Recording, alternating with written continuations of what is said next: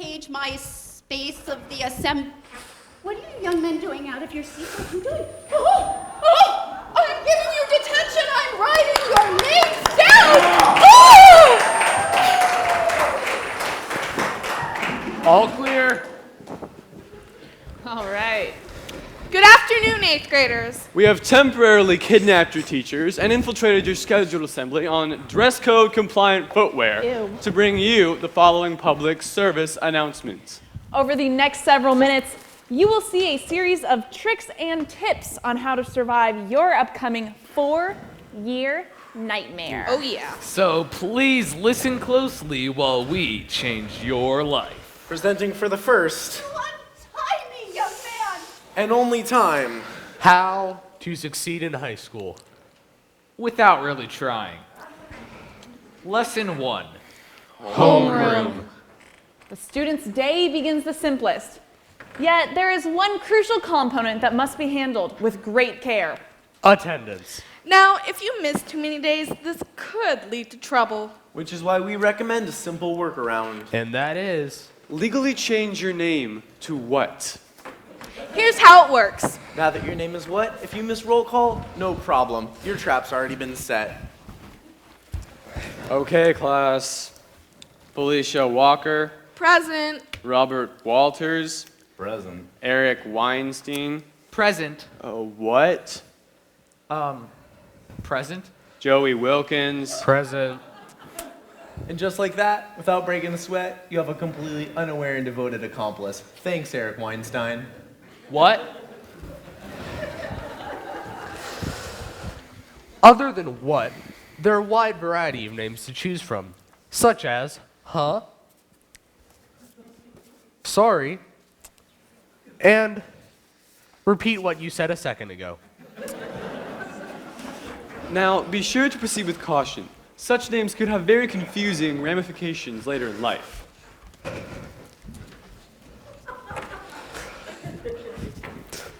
"911 emergency response." Hello, I'm sorry, my wife's having a baby. All right, sir, remain calm. What's your wife's name? That's right. Sorry? Yes? Who's having the baby? My wife. Yes, and what's your wife's name? Uh-huh. What? Exactly.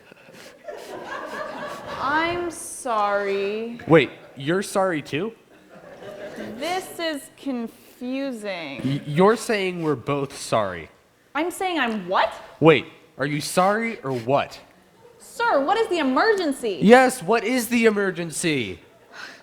Oh, I'm sorry. No, I'm sorry. Why are you sorry? I've been sorry since high school. Oh, I get it. You're saying that your name is Sorry and that your wife's name is what? That's awesome. I pulled the exact same trick in high school too. No kidding. What's your name? Say that again. What's your name? Say that again. What's your name? Say that again. Oh, right. Could you get an ambulance? Sure.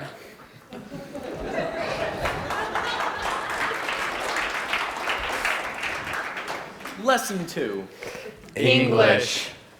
There's only one rule in English class, and that is, No matter what you say. Say it with 100% confidence. It's the golden rule of English class. You don't even have to understand what you're saying. Just pretend you mean it with all your heart. Here are some examples of what to say, regardless of the literature being discussed. Whenever any of the following themes are mentioned: Darkness. Blackness. albatross. Raise your hand and say that's a metaphor for death. also, no matter what literature is being analyzed, if there is a mother in it, mention Freud. And no matter who the protagonist is, claim they're a Christ figure. Yeah. Other surefire methods include Stroking your chin. Nodding. Finally, stroking your chin while nodding. And whenever possible, use the word juxtaposition. Good one. For example, It's positively Freudian how the novel's Christ-like protagonist is juxtaposed with that albatross of death. Oh, wow. Wow. Oh, Nice. wow. We're also aware that many English teachers require their students to recite literature aloud in class. Ew. Whether it's Wordsworth or Shakespeare, the golden rule still applies. No matter what you say. Say with 100% confidence. Now, if you're unprepared for class or simply just don't understand the material, it makes no difference as long as you speak the words with a mysterious intensity. Bonus tip. Add random pauses and punctuation. This will seem like you know more than you actually do. Take Robert Frost. All right, you're up.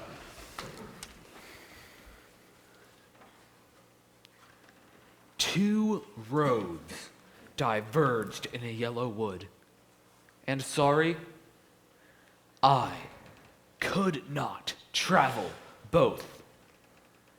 And be one traveler long I stood, and looked down one as far as I could.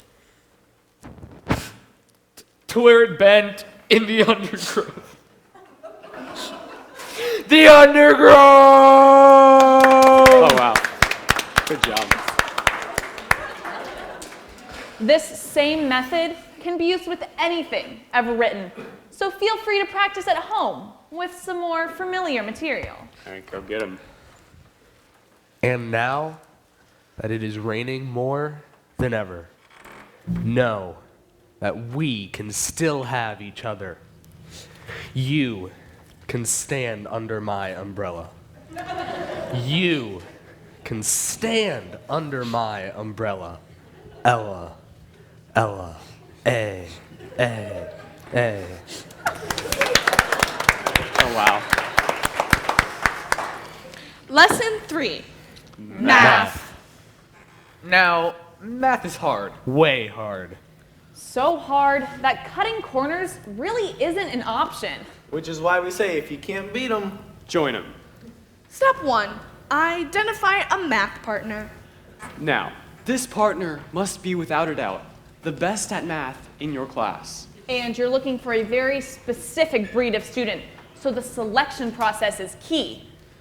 allow us to demonstrate. Say you're a girl.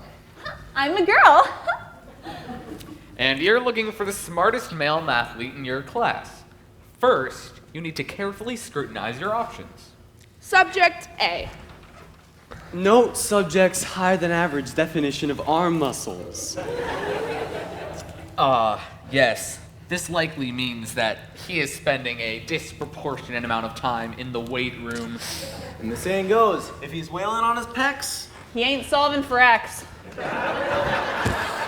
Physique test fail. Subject B.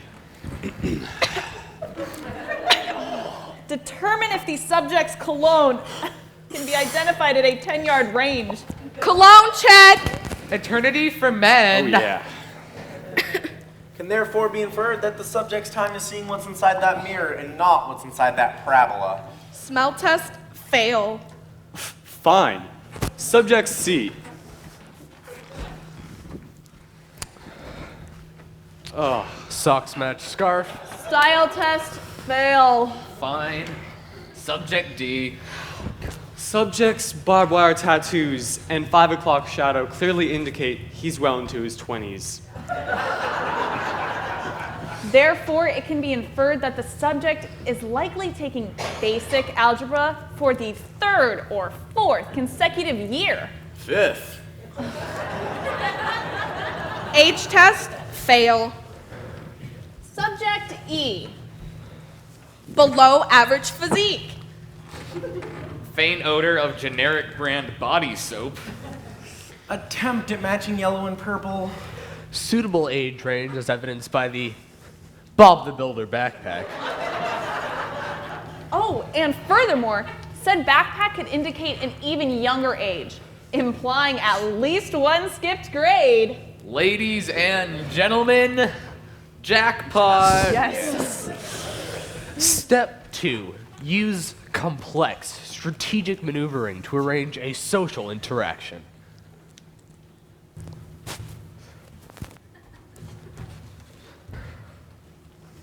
Want to go out? Yes? Step 3.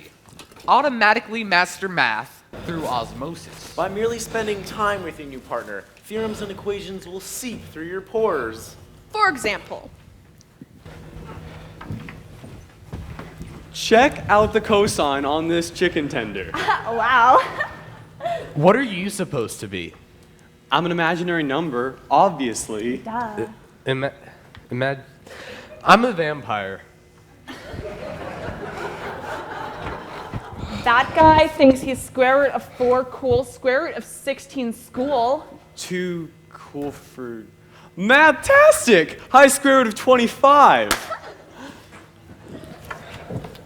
And now, in no time at all, and with practically zero effort, you have instantly and unconsciously become a math expert. To the nth degree. Step 4. and this is important. Love each other forever. Unlike in the movies where the girl goes out with the math nerd only then to dump him for the school's quarterback, this is real life. And in real life, even though Algebra Boy might seem out of touch and socially inept, it's only temporary. Can we fix him? Why, yes we can. And in 10 years, when the cool kids have long since lost their cool, Math Boy will seem like the most driven, centered, and least awful guy you've ever met. So in 10 years, would you rather have landed the starting quarterback? Ooh. Or the math nerd. You do the math. Lesson 4. Foreign languages. Now, first and foremost, time restrictions prevent us from covering all foreign languages. So, we've decided to take one language at random from this box. All right, Okay. let's go. I got some money on this one. Really? Yeah. Okay, so today's foreign language is French! Yes, $10, buddy. Fine. Really? French it is. Now, regardless of the foreign language you're studying, the method for success is the same. And that is, if you're ever in a tight spot where you don't know what to say, Just rattle off random words that anyone would know. To illustrate, here is a student's class presentation on Parisian travel. Bonjour, presentation. Voilà. France. Paris. Paris. Disneyland Paris. Les Motel 6. Brunettes. Joie de vivre. Garçon. Petit garçon. Soupe de jour. À la mode. Déjà vu. Toupet. Toilette. Chaise lounge. Jolie. Merci beaucoup. Encore? Encore? and that's all it takes. Now, in the rare event when your teacher doesn't buy it, you'll sure to be ready. Monsieur, your presentation was a disaster. All you did was rattle off random words that anybody would know. Touché. Oh, nice. Lesson 5. Science. Some science teachers use what's called mnemonics to help students memorize different scientific concepts. Mnemonics are common phrases that help jog the memory. For example, to help memorize the taxonomic classifications of kingdom, phylum, class, order, family, genus, and species, All you have to do is remember King Philip came over from Great Spain. An expression that comes up regularly in everyday conversation. Just watch. Hey, Carl, what's up? Hey, King Philip came over from Great Spain. Cool, see you later. We've found that current mnemonics are old-fashioned and thus no longer effective. which is why we recommend using new and improved versions. For example, to remember the kingdoms of Monera, Protista, fungi, plant, and animal. Just think. My pants feel pretty awesome. Or to remember the 4 DNA components as guanine, adenine, thymine, and cytosine. Just think. Go away, Tom Cruise. It's that easy. Lesson 6. History. Woo, I'm so excited. We got a great lesson. Again? Really? Step back, come on. It's okay. Now, what's the hardest part about studying for a history test? The answer, of course, is dates. That's right, dates. And we don't mean the kind of dates this creepy guy goes on. Hey there. No. We mean moments in history dates. And there are tons of moments in history to remember. How many revolutions and treaties and wars have there been? A lot. At least 4. What you're about to see is an actual example from an American history exam. When was the Battle of Appomattox? A, 1861. B, 1863. C, 1865. It's hard to know the answer when you have hundreds of other dates occupying your brain. Hey there. I said Not- no. No. Which is why we've developed a way to make studying easier. Notice a common thread among these dates? That's right. They all start with 186. And odds are the last number will be different for each option. Right, meaning that when you're studying, you only have to memorize 2 words. Appomattox and 5. By cutting out 75% of your work, a 1-hour study session soon becomes 15 minutes. Alrighty, you ready? Yeah. Declaration. 6. Nice. Watergate. 3. Nice, yeah, good one. Alright, last one. Moon. 9. Nice! Yes! It's just that simple. Be cautioned, however, this special method may cause confusion elsewhere in life. And the Red Sox are the 4 world champions. Congratulations, class of 6. It feels like only yesterday when we were all freshmen back in 2. So tonight I'm gonna party like it's not. Oh no, oh no. No. Just no. Ouch. Lesson 7. PE. For some, forced physical exertion is a welcome activity. But not for normal people. Which is why there's an easy way to eliminate all sporting activities from your high school day. And that is. Let your voice be heard. Yeah! Let's do this. We are sick of the violence, of the barbarism, and of the inhumanity. Bone-crushing sporting events are deteriorating our bodies and our souls. Just look what happened to little Timmy Johnson's finger. Hurts a little. No more touchdown baskets. No more curve ball pucks. We've had it up to here with holes in 1, holes in 2, and especially holes in 3. We will no longer stand idly by in our peace-loving learning sanctuaries while high-impact death-a-thons like softball, tetherball, and kickball are thrust upon us, especially, and I mean especially, when it's muggy out. And when the school board eventually bends to your protest, And they will. Don't be satisfied by just letting them switch volleyball to badminton and tennis to ping pong. Such things still require you to move your legs. You must simply not quit until you have won the race. A figurative race, of course. Because a real race would involve using your legs. what do we want?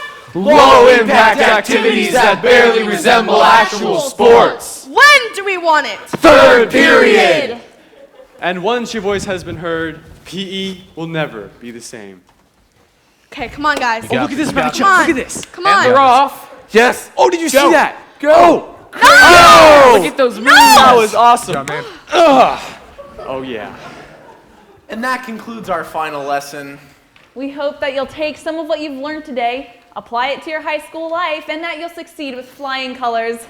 And if you fail, We're sorry. No, I'm sorry. This has been How to succeed in high school. Without really trying. You're welcome.